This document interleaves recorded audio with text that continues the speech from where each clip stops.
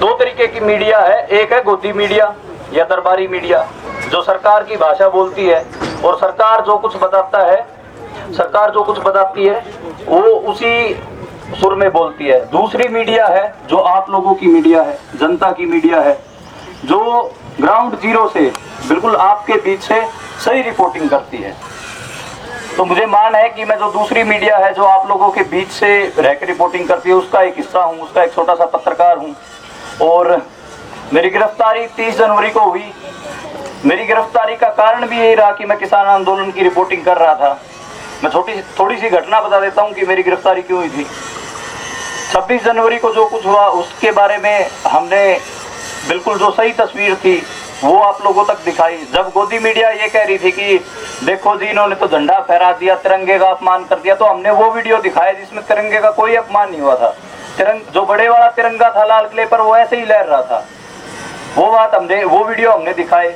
29 जनवरी को जब सिंघू बॉर्डर पर दिल्ली की तरफ से बीजेपी और आरएसएस के गुंडे किसानों के ऊपर पत्थर चलाने आते हैं तो उनकी वीडियो हम रिकॉर्ड करते हैं और जो पुलिस वालों ने उनको रास्ता दिखाया उनकी वीडियो हम बनाते हैं और साथ में मेहनत करके उन लोगों के नाम भी बताते हैं जो उनमें पत्थर मारने आए थे, किसानों के, जो बीजेपी के नेता थे। इसकी एवज में 30 जनवरी को मुझे सिंघू बॉर्डर से गिरफ्तार किया जाता है और 31 जनवरी को मुझे तिहाड़ जेल में भेज दिया जाता है। लेकिन आप सभी का साथ था, पंजाब, हरियाणा, पश्चिम उत्तर प्रदेश और राजस्थान के किसानों का साथ था कि मुझे जमानत मिली और मैं जमानत पे बाहर हूँ। आप लोगों ने मेरे लिए बहुत आवाज उठाई, उसके लिए मैं आप सबका शुक्रगुजारी हूँ। अब उस बात पे आते हैं कि जब गोदी मीडिया बोलता है कि ये तो जी किसान नहीं है, आतंकवादी हैं और नक्सली हैं, ये तो खालिस्तानी हैं, इनके आंदोलन से कुछ नहीं होना। लेकिन मुझे लगता है कि इस आंदोलन की बहुत बड़ी प्राप्ति है। अभी तो जीत बाकी है लेकिन अभी तक इस आंदोलन में हम बैठे हैं, 110 दिन के आसपास दिन हो गए हमें बैठे हुए। तो प्राप्ति क्या क्या है उसके ऊपर बात कर लेनी चाहिए ताकि हमारा हौसला भी बना रहे। पहली प्राप्ति है राजनीतिक प्राप्ति। राजनीतिक प्राप्ति क्या है? राजनीतिक प्राप्ति ये है कि आज सूबे का मुख्यमंत्री रैली नहीं कर सकता है किसानों की परमिशन के बिना। ये राजनीतिक प्राप्ति है। अगर वो हमारे खिलाफ कानून बनाएंगे, किसानों के खिलाफ कानून बनाएंगे तो किसान भी उनको उनकी औकात दिखा सकते हैं और दिखाई भी। करनाल के कैमला गांव में किसानों ने उनको भगाया भी। उन्हीं का इलाका है, अपने इलाके में ही रैली नहीं कर सकते। आपके इलाके के ही एक डिप्टी सीएम है दुष्यंत चौटाला, उनका हेलीकॉप्टर नहीं उतरने दिया। आज वो बातें तो बड़ी बड़ी करते हैं लेकिन आज वो किसी गाँव में जाके दिखा दें, मान जाएंगे, किसान नहीं घुसने देंगे। तो राजनीतिक प्राप्ति है। 1990 से पहले किसान एक बहुत बड़ा पॉलिटिकल क्लास होता था, यानी कि एक राजनीतिक वर्ग होता था। जिधर किसान जाता था उधर ही सत्ता जाती थी। लेकिन जैसे ही चरण सिंह और देवीलाल इन सब का दौर खत्म हुआ, एक दूसरी राजनीति शुरू हुई। वो थी धर्म और जात के ऊपर लड़ाने की राजनीति, जिसकी वजह से जो किसानों की जो राजनीति थी वो कमजोर हुई। हमें ये मानना पड़ेगा कि जो धार्मिक दंगे करवाने वाले लोग थे उनकी वजह से हमारे किसानों की राजनीति कमजोर हुई। आज 30 साल बाद 1990 और आज 2021 में हम खड़े हैं, पूरे 30 साल बाद दोबारा लग रहा है कि किसान उसी राजनीतिक वर्ग के तौर पर उभर रहा है। और जो वो लड़ाते थे धर्म के दंगों पे, ये देख लो, यहाँ पे सिख भी बैठे हैं, साथ में हिंदू भी बैठे हैं, मुस्लिम भी बैठे हैं। सिंघू बॉर्डर पर आप चले जाओ, मलेरकोटला के जो मुस्लिम हैं उनका भी लंगर चल रहा है।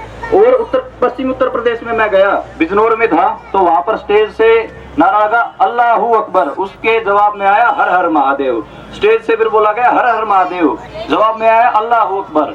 जो बोले सो निहाल, सत श्री अकाल। मतलब तीनों जो धर्म है, जो भाईचारा कायम हुआ है। पहली प्राप्ति ये है बिल्कुल राजनीतिक प्राप्ति। दूसरी सामाजिक प्राप्ति जो भाईचारा कायम हुआ, तीनों धर्म, सारी जातियां आज इकट्ठा बैठी हैं। किसान मजदूर कंधे से कंधे लगाए बैठे हैं धरनों पे। मतलब मैं तो कई बार बोलता हूँ कि तो सूर में है और सूर में बॉर्डरों पे डटे हुए हैं और ऐसे ही डटे रहेंगे जब तक ये अपना हक नहीं ले लेते। जो तीसरी प्राप्ति ये है, आप आज से कुछ महीने पहले देखोगे तो मीडिया में, न्यूज में क्या चलता था। कभी सुशांत सिंह की मौत दिखा दी, कभी कंगना रनौत के बारे में दिखा दिया, कभी कुछ दिखा दिया, लेकिन किसान की बात किसी भी मीडिया में नहीं दिखाई जाती थी। आज 110 दिन हो गए हैं, उनकी मजबूरी है टीवी वालों की कि आपको दिखाना पड़ रहा है। आप लोग जैसे ही दिल्ली बॉर्डरों पे गए हो, टिकरी बॉर्डर गए, शाहजहांपुर बॉर्डर गए, सिंघू बॉर्डर गए, जैसे ही आप बॉर्डरों पे गए उसके बाद से टीवी को आपको दिखाना पड़ रहा है। आप लोग जो, मैं एक रिसर्च बताता हूँ, मीडिया में जब मैं मीडिया का विद्यार्थी था तब मैं पढ़ता था, जो ग्रामीण भारत है, जो पेंडू ਜਿਹੜਾ ਆਪਣਾ पेंडू ਇਹ ਖੇਤਰ ਹੈ, ਇਹਦੀ ਰਿਪੋਰਟਿੰਗ ਜਮਾ ਵੀ ਨਹੀਂ ਹੁੰਦੀ ਸੀਗੀ। 1% ਹੀ ਇਹਨੂੰ ਸਪੇਸ ਮਿਲਦਾ ਸੀਗਾ। ਜਿੰਨੇ ਵੀ ਆਪਾਂ ਅਖਬਾਰ ਪੜ੍ਹਦੇ ਸੀਗੇ, ਜਿੰਨੇ ਵੀ ਟੀਵੀ ਚੈਨਲ ਦੇਖਦੇ ਸੀਗੇ, ਉੱਥੇ ਸਿਰਫ 1% ਹੀ ਆਪਾਂ ਨੂੰ ਕਵਰੇਜ ਮਿਲਦੀ ਸੀਗੀ। ਕੀ ਹੋ ਗਿਆ, ਦਿਨੇ ਕੋਈ ਇੱਕ ਅੱਧੀ ਹੀ ਕੋਈ ਖਬਰ ਹੁੰਦੀ ਸੀਗੀ ਖੇਤੀਬਾੜੀ ਬਾਰੇ। ਹੁਣ ਆਪ ਜੀ ਟੀਵੀ ਚਲਾ ਕੇ ਦੇਖੋ, ਖੇਤੀਬਾੜੀ ਬਾਰੇ ਹੀ ਡਿਸਕਸ਼ਨ ਹੁੰਦਾ ਹੈ। ਤਾਂ ਇਹ ਆਪਣੀ ਜਿੱਤ ਹੈਗੀ ਆ। ਜੋ ਖੇਤੀਬਾੜੀ ਤੋਂ ਜਿਹੜਾ ਧਿਆਨ ਹਟ ਗਿਆ ਸੀਗਾ ਮੀਡੀਆ ਦਾ, ਸਮਾਜ ਦਾ, ਉਹ ਦੁਬਾਰੇ ਆ ਗਿਆ। ਦੁਬਾਰੇ ਲੋਕ ਚਰਚਾ ਕਰ ਰਹੇ ਨੇ ਕਿ ਬਈ ਖੇਤੀਬਾੜੀ ਦੇ ਵਿੱਚ ਕੀ ਦਿੱਕਤਾਂ ਨੇ, ਕੀ ਕ੍ਰਾਈਸਿਸ ਨੇ, ਕਿਵੇਂ ਦੂਰ ਹੋ ਸਕਦੇ ਨੇ। ਉਹ ਉਹਨਾਂ ਬਾਰੇ ਦੁਬਾਰੇ ਗੱਲ ਹੋ ਰਹੀ ਹੈ। ਉਹ ਚੰਗੀ ਗੱਲ ਹੈ।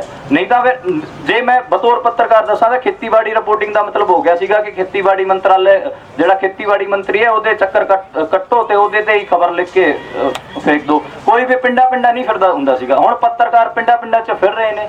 ਪੱਤਰਕਾਰ ਤੁਹਾਡੀ ਕਵਰੇਜ ਕਰ ਰਹੇ ਨੇ, ਤੁਹਾਡੇ ਧਰਨਿਆਂ ਤੇ ਆ ਰਹੇ ਨੇ, ਰਿਕਾਰਡ ਕਰ ਰਹੇ ਨੇ, ਅਖਬਾਰਾਂ ਛਾਪ ਰਹੇ ਨੇ। ਜਿਹੜਾ ਪੰਜਾਬੀ ਟ੍ਰਿਬਿਊਨ ਅਖਬਾਰ ਹੈਗਾ ਉਹਨੂੰ ਦੇਖੋਗੇ ਤਾਂ ਐ ਲੱਗੇਗਾ ਕਿ ਇਹ ਪੰਜਾਬੀ ਟ੍ਰਿਬਿਊਨ ਨਹੀਂ ਬਚਿਆ, ਬਲਕਿ ਖੇਤੀਬਾੜੀ ਟ੍ਰਿਬਿਊਨ ਬਣ ਗਿਆ। ਸਾਰਾ ਹੀ ਖੇਤੀਬਾੜੀ ਤੇ ਹੁੰਦਾ ਹੈ। ਕੋਈ ਵੀ ਅਖਬਾਰ ਚੱਕ ਕੇ ਦੇਖ ਲਓ, ਕਿਸਾਨਾਂ ਦੀ ਖਬਰਾਂ ਹੁੰਦੀਆਂ ਨੇ। ਤੇ ਇਹ ਆਪਣੀ ਜਿੱਤ ਹੈਗੀ ਆ ਕਿ ਆਪਣੇ ਬਾਰੇ ਚਰਚਾ ਵੀ ਹੋ ਰਹੀ ਹੈ, ਆਪਣੇ ਬਾਰੇ ਗੱਲ ਹੋ ਰਹੀ ਹੈ, ਆਪਣੇ ਬਾਰੇ ਖਬਰਾਂ ਵੀ ਛਪ ਰਹੀਆਂ ਨੇ, ਤੇ ਆਪਣੀ ਜਿਹੜੀ ਦਿੱਕਤਾਂ ਨੇ ਉਹਨਾਂ ਬਾਰੇ ਵੀ ਸੀਰੀਅਸਲੀ ਹੁਣ ਗੱਲ ਹੋ ਰਹੀ ਹੈ।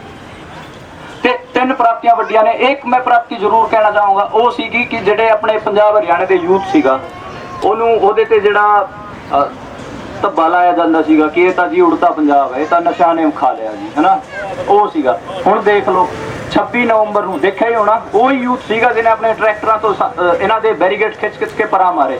ਉਹੀ ਯੂਥ ਹੈਗਾ ਲੰਗਰਾਂ 'ਚ ਸੇਵਾ ਦੇ ਰਿਹਾ ਹੈ। मैं किसी भी टोल ਤੇ या फिर किसी भी लंगर 'ਚ जाना देखदा ਵੱਡੀ ਗਿਣਤੀ 'ਚ ਯੂਥ ਉੱਤੇ ਸੇਵਾ ਕਰ ਰਿਹਾ ਹੈ।